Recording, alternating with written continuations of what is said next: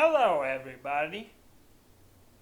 So, BMAC, I had you do, or at least I tried to have you do a homework assignment last week, going over more podcasts that need shout outs, not Dantavius that has, millions of followers.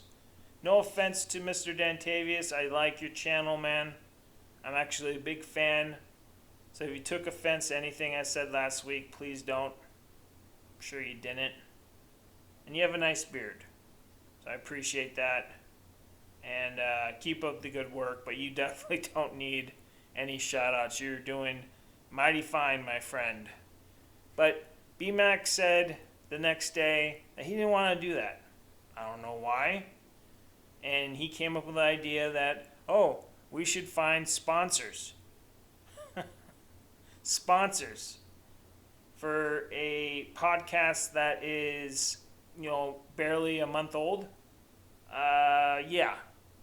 But, BMAC is an optimist, and I do have a healthy degree of optimism in me, but I also have a healthy degree of pessimism. But since I'm a man of my word, I agreed to BMAC that I would try to find sponsors. Try to find. Definitely not feeling like we're going to be successful here. Unless, Joe's Towing down the street wants to sponsor us. Which I don't even think they would want to sponsor us. I have no idea. So, a little bit of a side note, I am not a big shopper. I don't buy stuff online. I pretty much go to the Dollar Tree to get my soaps and shampoos. That's about it. Of course, I gotta eat, and I do keto, so I'll get my meat. I eat a lot of cheese. I'm like a big mouse.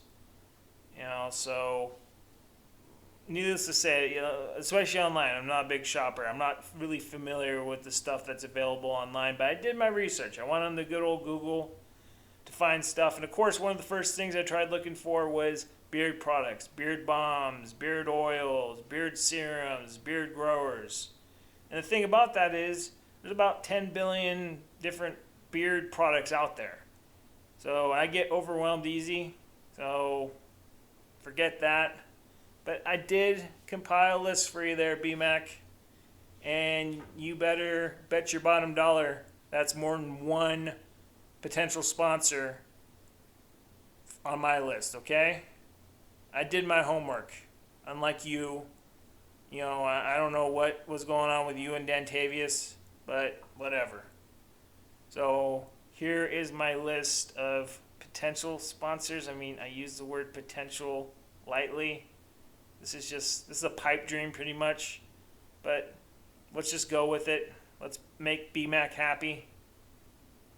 And here we go. So number one, am I reading that correctly?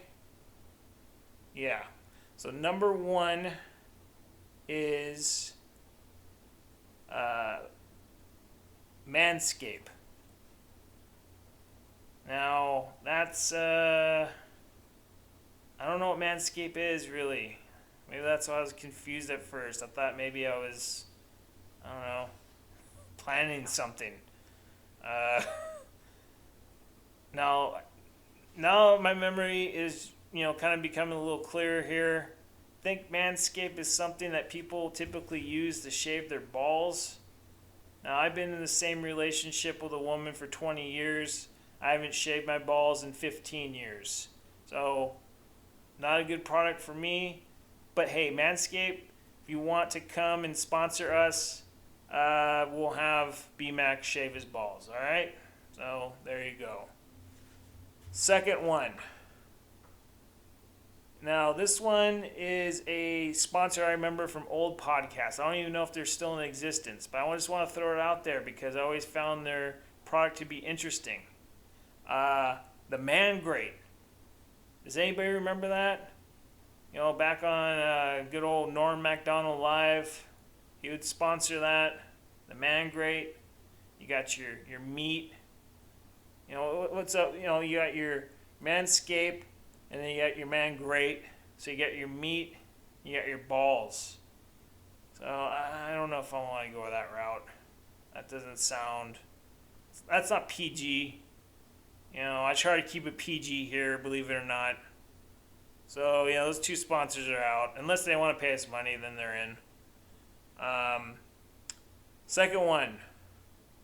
Now I don't know if this is a beard balm, but it's something that I found at the Dollar Tree. What is it called? Burt's Bees? I don't know what that is. Like beard balm. Is it food? But hey, Bert, you want to shove over some money? We're good to go, my friend. So, there's that.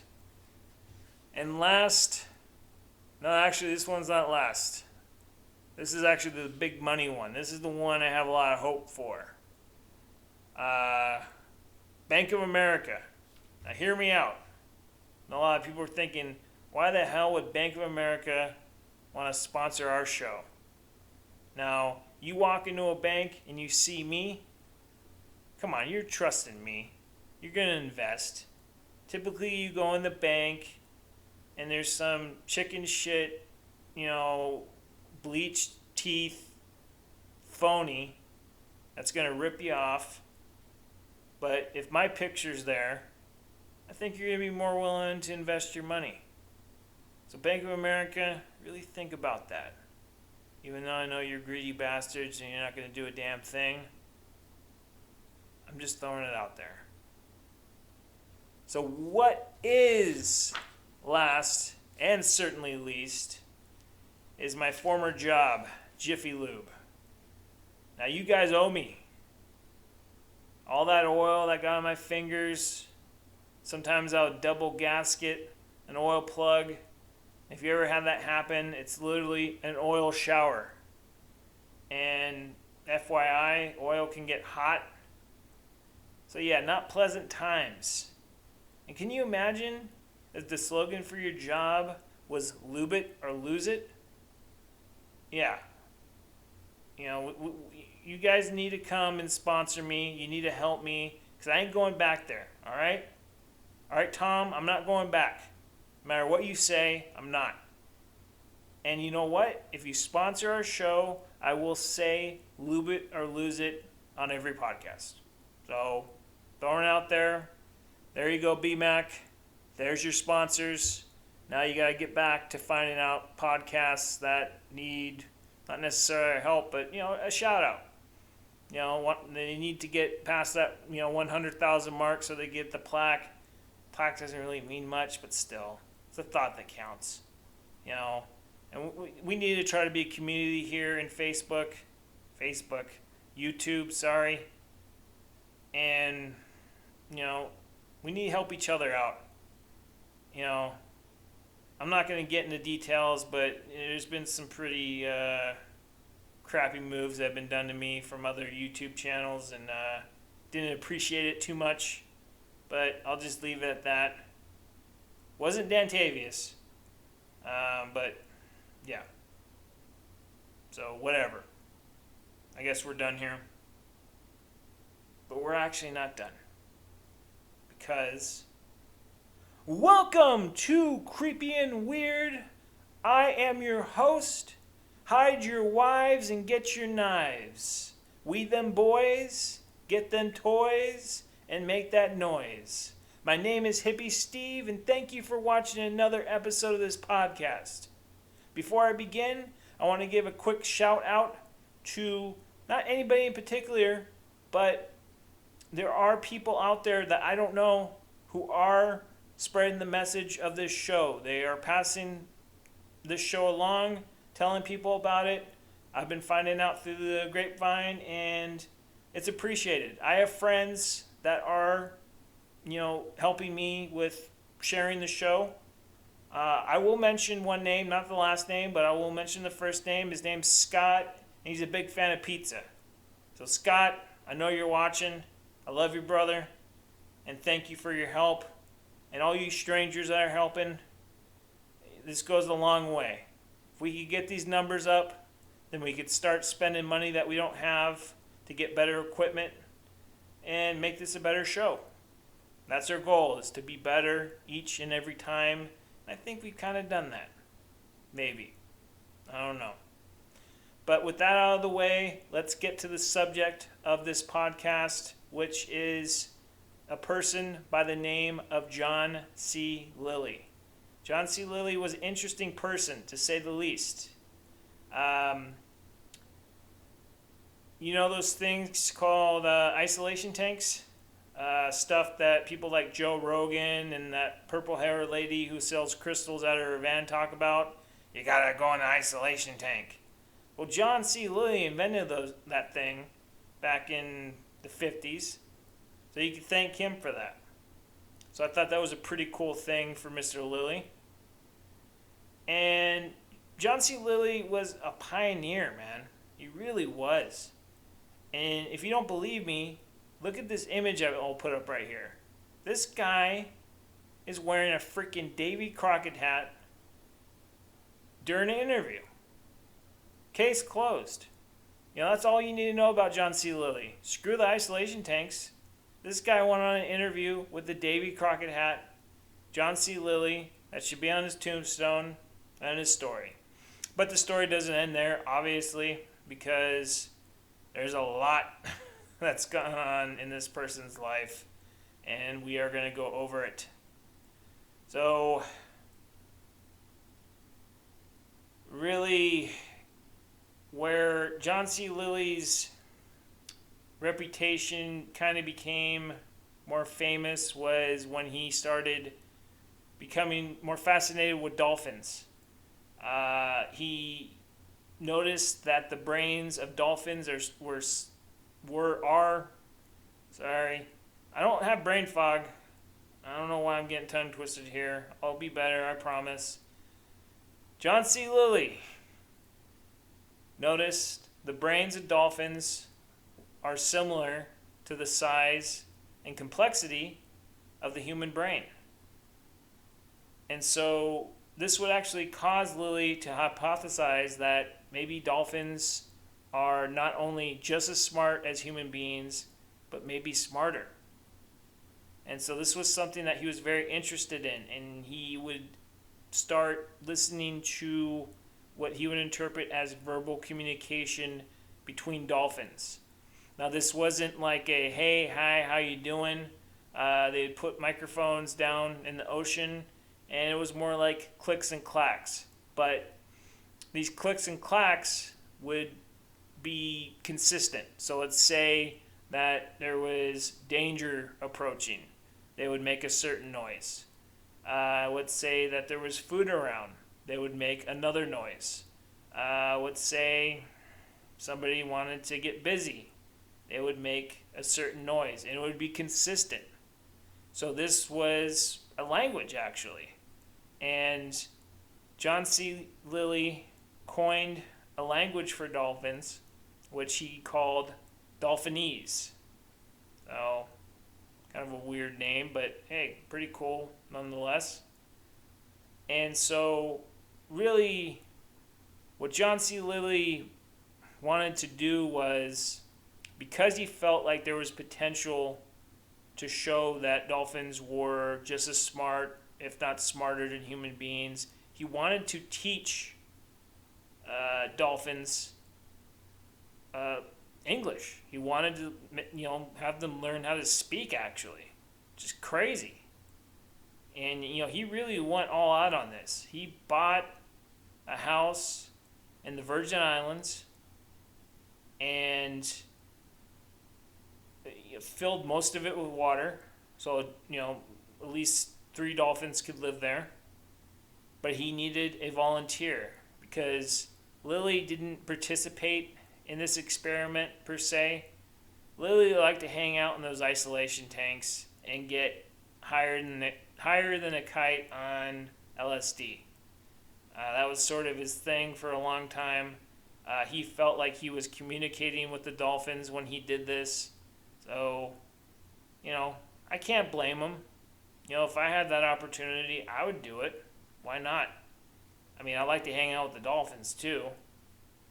But he was trying to find a volunteer. And that kind of, I wish I was living around this time. I mean, this was in the 60s. I was born in the 80s. Man, if I was alive during that time in the Virgin Islands, I would, volunteer in a millisecond. Hanging out with dolphins, feeding them fish, kissing their heads, having them laugh. But as you'll see, it wasn't all pleasant. It did start off as a pretty pleasant experience, but yeah, it's just a warning. This is going to get to be a very, very dark story. So if you're sensitive to stuff like that, I'd just stop watching right now. So, like I said, John C. Lilly was trying to find a volunteer to live at this dolphin house, and he would find a volunteer. It would be a 23-year-old lady named Margaret Howell. And Margaret would go on to live with a 6-year-old male dolphin named Peter. I think Peter was the first dolphin to live there. I don't think they had all 3 dolphins living there at first. I might be wrong on that. But it was Margaret and Peter hanging out for most of the time. And as I learned from King of the Hill, dolphins are males. Dolphins are mammals. And yeah, if you look at pictures of Margaret, she's not bad on the eyes. She is what you'd call a foxy lady. And for a 6-year-old dolphin, who I'm sure was randy as hell, he found Margaret to be pretty damn attractive. I don't blame him. I would be trying to hit on Margaret myself if I was there. Don't tell my wife, but hell, I would do it. If it was consensual. I'm not talking about anything forceful. I'm not trying to do a Harvey Weinstein here. He'll be coming at me. But she was a very attractive lady, and dolphins are mammals, and Peter, kind of a unique name, but Peter wanted to introduce his Peter to Margaret. So they would actually bring in 2 female dolphins to help relieve Peter with his sexual urges. Now here's where things actually kind of get weird. Margaret decided to actually take Peter's urges into her own hands. And I mean that literally. This was an actual quote from Margaret about this. Another thought I had on the subject is whether or not it would be best for the human to somehow find a way to satisfy the dolphin's sexual needs without another dolphin. This may strengthen the bond between the dolphin and the human. I'm not sure if Miss Howell was married. This is my quote, by the way. It ends at the human part. Sorry, I didn't break it too well. But I'm not sure if Miss Howell was married or had a boyfriend. But you can only imagine if your special lady friend was going to some weird dolphin house ran by a guy and she was, doing stuff to a dolphin. I don't know how I'd feel about that. That would cause some friction in my opinion. I mean, dolphins are cute, and they seem innocent. But I might go over there and punch that freaking dolphin in the face. I don't know. That's just me. Maybe I need anger management. I'm going to do a little PSA here. I like to do PSAs. Never engage in intercourse with a dolphin or really any other animal. And quite frankly, if you're going to do it, do it with a horse. Because at least when you're with a horse, you always have a ride home. And if you got mad about that joke and you're going to report me, I actually stole that joke from the great Dave Attell, one of my heroes. So go bug him. He could handle it. You know, a little creepy guy. It's enough about Dave Attell. We need to get back onto this Dolphin story, because this is getting hot and heavy. Not that I'm getting aroused or anything. Not at all. Come on, that's a dolphin, for crying out loud. Margaret, on the other hand, Peter, not my type. So,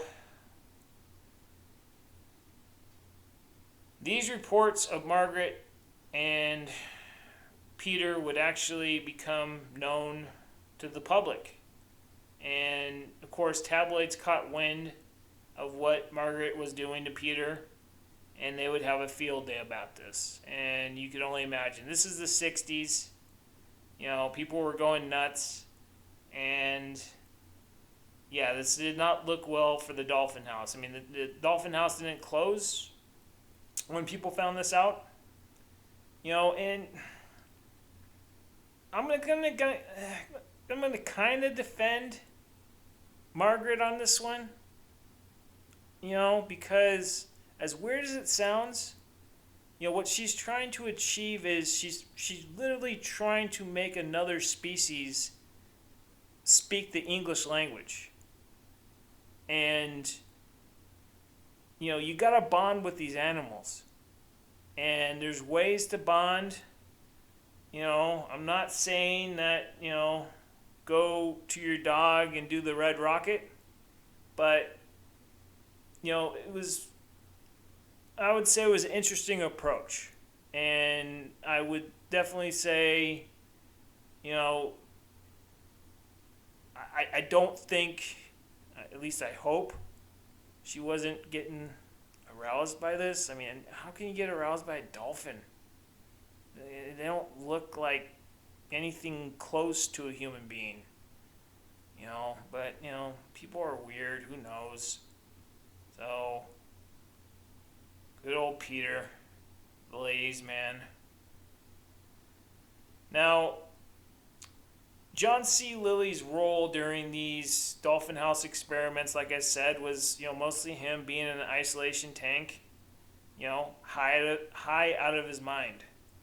And this was not just exclusive to him.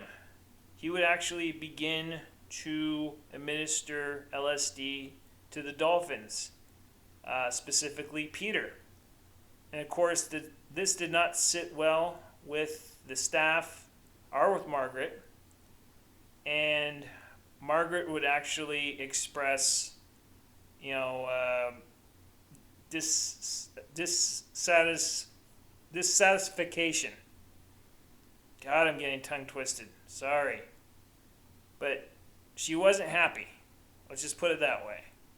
That John C. Lilly was giving the good old Sid to Peter.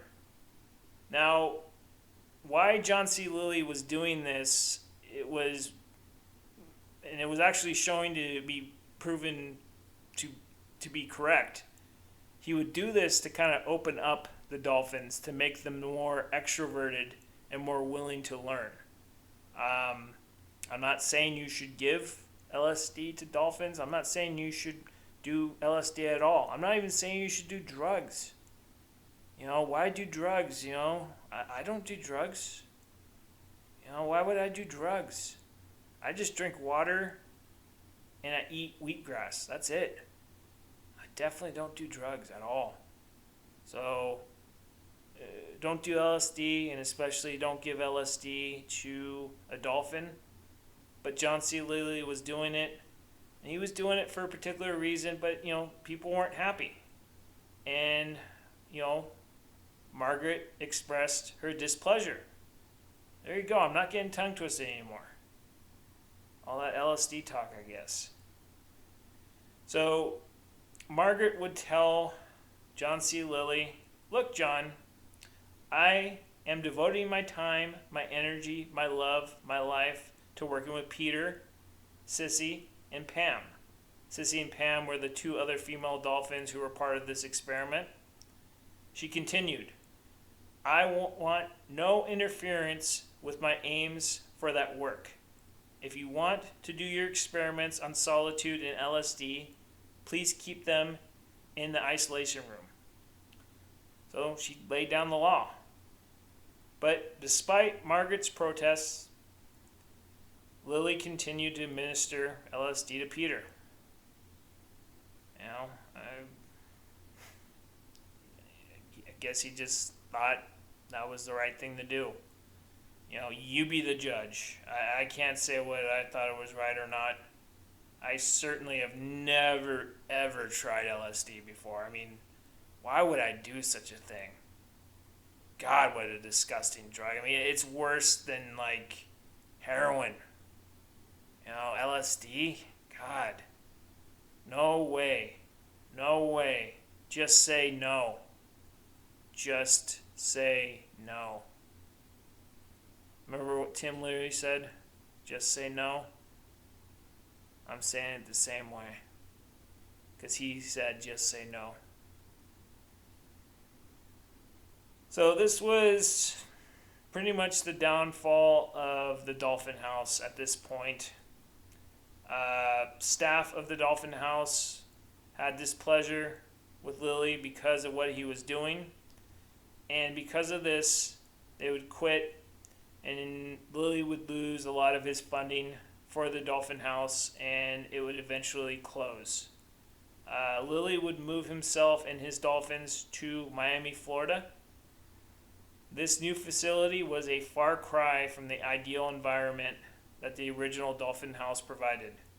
Of course, there's water in Florida, but there's a heck of a lot more water in the Virgin Islands, and I just would imagine it was a much better place. I actually saw pictures of the place that John C. Lilly had his dolphins at in Miami, and it was nothing like the Dolphin House. It was, I don't know what he was thinking.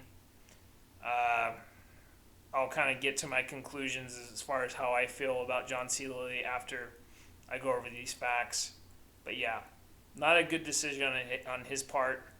And unfortunately, now, I warned you at the beginning. Well, not necessarily the beginning, because we're talking about sponsors and all that, but I warned you at the beginning of this story that this was going to get dark. Here's where it gets dark. So if you're sensitive to, stuff that involves animals being hurt, do not listen to this story. I remember reading this story about 2 years ago, and I had an existential crisis for a long time. And if you've watched my past podcasts, I've struggled with existential crisis before, and yeah, this put me back down that rabbit hole for sure. So, trigger warning, folks. I will continue. So when John C. Lilly and Peter were at this new, Dolphin House in Miami, fortunately, only a few weeks after Lilly moved to this facility with Peter, tragedy would strike. Because Peter the dolphin passed away. Lilly deemed Peter's death as a result from suicide. It's, yeah. Lilly stated that the dolphin, Peter, had stopped breathing by refusing to come up for air in his water tank. Now, the sad part about this is not an uncommon thing for sea mammals in captivity. Other dolphins have done this before. I think whales have done this before. What was that documentary a long time ago? What was it called? Blackfin or something like that? These animals just shouldn't be in captivity. They need to be in their own environment.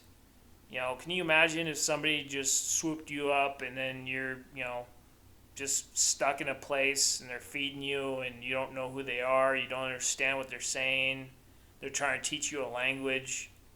you might try to offer yourself as well. So, you know, uh, I'm getting existential crisis right now just talking about this. Poor Peter. I'm not even going to show pictures of Peter because he's such a cute dolphin. Don't look at pictures of him because it's just sad. Peter didn't deserve this. No dolphin, no animal deserves this. To off themselves because they're pretty much depressed.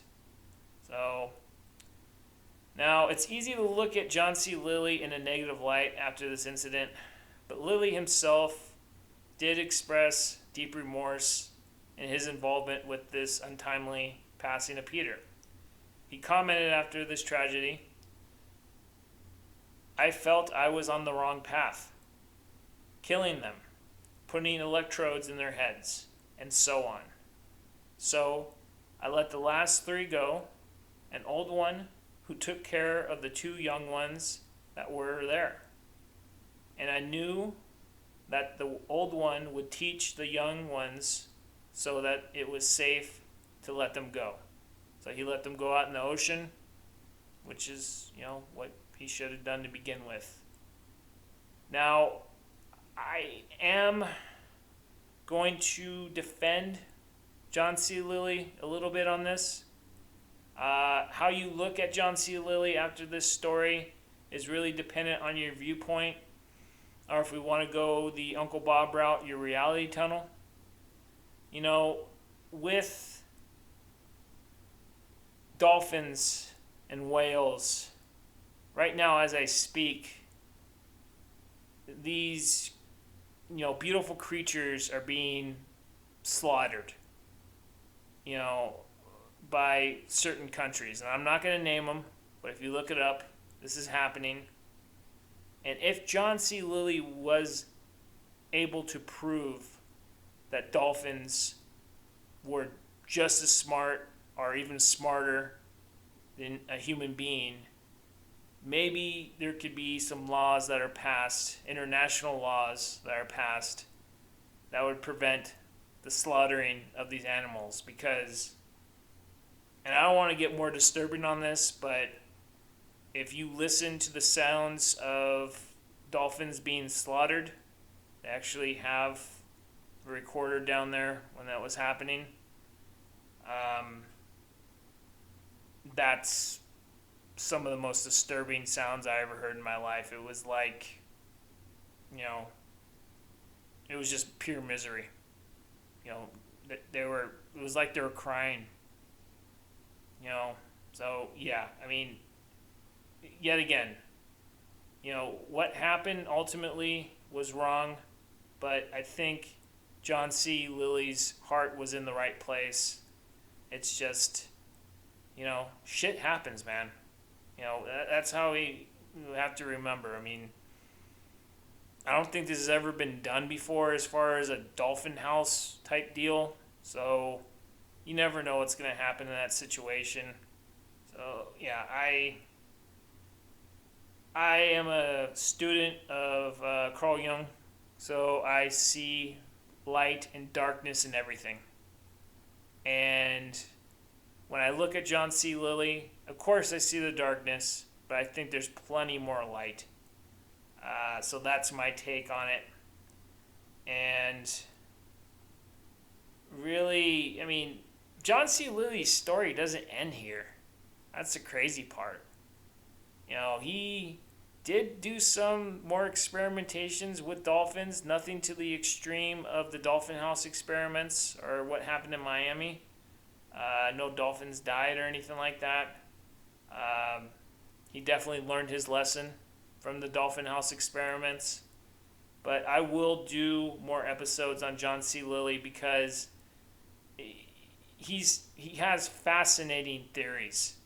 One I will mention before I end this podcast is during his experiences in the isolation tank, either on LSD or ketamine, he came up with a term called Earth Coincidence Control Office.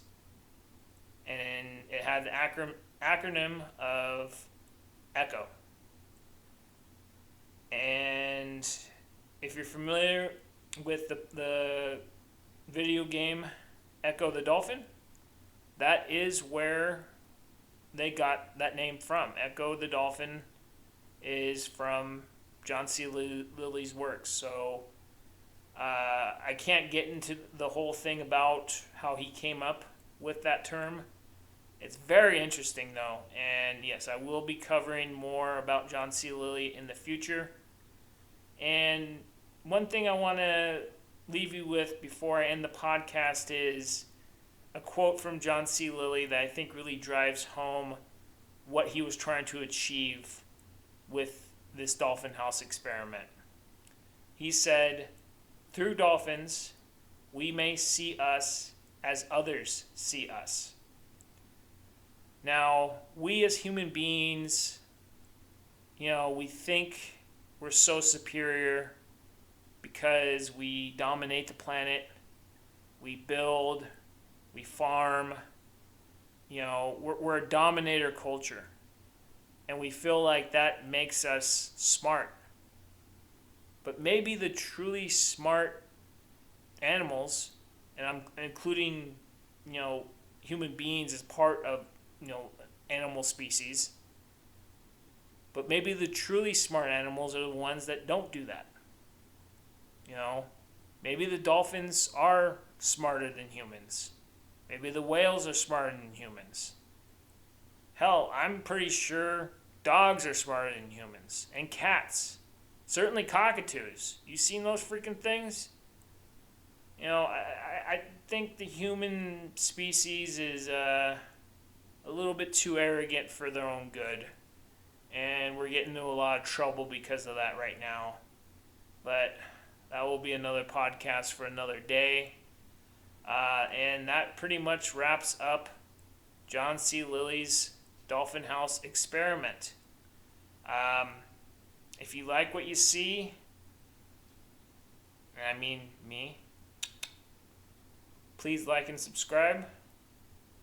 And I am going to end the podcast now.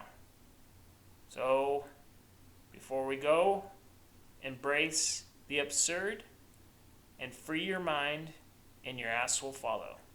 Thank you for watching, and we'll see you next time.